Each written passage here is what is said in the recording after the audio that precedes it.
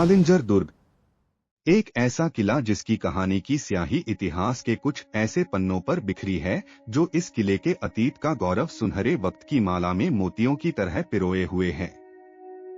इस दुर्ग की सरजमी ने अपने में बहुत से युद्धों को समेटा हुआ है। आज के समय में यह उत्तर प्रदेश के बुंदेलखंड क्षेत्र के बांदा जिले में स्थित पौराणिक संदर्भ वाला एक ऐतिहासिक दुर्ग है। यह बड़े ही प्राचीन और विश्व धरोहर खजुराहो के निकट है। अपने समय का यह शानदार किला आज खंडहर में तब्दील हो चुका है। कालिंजर दुर्ग भारत के सबसे विशाल और अभेद किलों में से एक माना जाता है। पहाड़ी की चोटी पर स्थित इस किले में अनेक स्मारकों और मूर्तियों का खजाना है, जिनसे हमें इतिहास के विभिन्न पहलुओं का पता चलता है। किले में कई भव्य महल, छतरिया, भवन और मंदिर है, जिन पर काफी बारीकी से उस समय की वास्तुकला को बड़े ही सुंदर ढंग से उकेरा गया है। इतिहास के हर पहलू और उतार चढ़ाव का प्रत्यक्ष रहा यह किला हर युग में विद्यमान रहा है। ये सतयुग में कीर्तिनगढ़, त्रेतायुग में मध्यगढ़, द्वापर युग में सिंहलगढ़ और कलियुग में कालिंजर के नाम से प्रख्यात है। बेशक वक्त के साथ साथ इस दुर्ग के नाम बदलते रहे, किंतु आज भी इसकी भव्यता की ख्याति वैसी ही बरकरार है। इस किले का निर्माण कार्य किसने करवाया था, इसको लेकर इतिहासकारों में काफी मतभेद है। कुछ इतिहासकारों के अनुसार यह किला प्राचीन काल में जेजाक भुक्ती साम्राज्य के अधीन था। 10वीं शताब्दी तक चंदेल राजाओं के अधीन और बाद में रीवा के सोलंकियों के अधीन रहा। इन राजाओं के शासनकाल में कालिंजर पर महमूद गजनवी, कुतुबउद्दीन ऐबक, शेरशाह सूरी, बाबर और हुमायूं जैसे योद्धाओं ने आक्रमण किए, किंतु इनमें से कोई भी इस किले पर विजय प्राप्त नहीं कर सका। कालिंजर विजय अभियान में ही उक्का नामक आग्नेयास्त्र से निकले गोले के फटने से शेरशाह सूरी की मृत्यु हुई थी। बाद में अकबर ने 1569 ईस्वी में यह किला जीतकर बीरबल को उपहार स्वरूप दे दिया। बीरबल के बाद यह किला बुंदेल राजा छत्रसाल के अधीन हो गया और उसके बाद किले पर पन्ना के हरदेव शाह का कब्जा हो गया। इस तरह देखते ही देखते 1812 ईस्वी में कालिंजर अंग्रेजों के अधीन हो गया। इस किले में प्रवेश के लिए 7 दरवाजे बने हुए हैं और ये सभी दरवाजे एक दूसरे से बिल्कुल अलग हैं।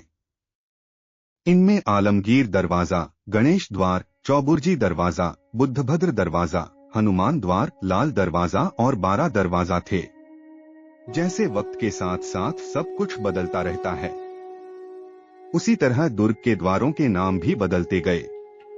अब प्रवेश के लिए 3 द्वार, कामता द्वार, रीवा द्वार व पन्ना द्वार हैं। पन्ना द्वार इस समय बंद है। यहाँ के स्तंभों और दीवारों में कई प्रतिलिपियां बनी हुई हैं। मान्यता है कि प्रतिलिपियों में यहाँ मौजूद खजाने का रहस्य छुपा हुआ है, जिसे अब तक कोई भी नहीं ढूंढ पाया है। इस किले में कई प्राचीन मंदिर भी हैं। इनमें से कई मंदिर 3री से 5वीं सदी यानी गुप्त काल के हैं। यहाँ के शिव मंदिर के बारे में मान्यता है कि सागर मंथन से निकले विष को पीने के बाद भगवान शिव ने यहीं तपस्या कर उसकी ज्वाला शांत की थी। यहाँ स्थित नीलकंठ मंदिर को कालिंजर के प्रांगण में सबसे ज्यादा महत्वपूर्ण और पूजनीय माना गया है। कहते हैं कि इसका निर्माण नागों ने कराया था। इस मंदिर का जिक्र पुराणों में भी है। इस मंदिर में एक शिवलिंग स्थापित है, जिसे बेहद प्राचीनतम माना गया है। नीलकंठ मंदिर के ऊपर ही जल का एक प्राकृतिक स्रोत है, जो कभी सूखता नहीं है। इसी जल से मंदिर में मौजूद शिवलिंग का अभिषेक निरंतर प्राकृतिक तरीके से होता रहता है।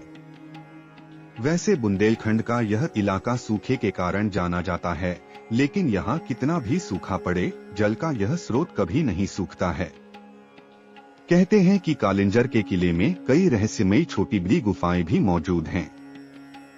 इन गुफाओं के रास्तों की शुरुआत तो किले से ही होती है, लेकिन यह कहां जाकर खत्म होती है, यह कोई नहीं जानता।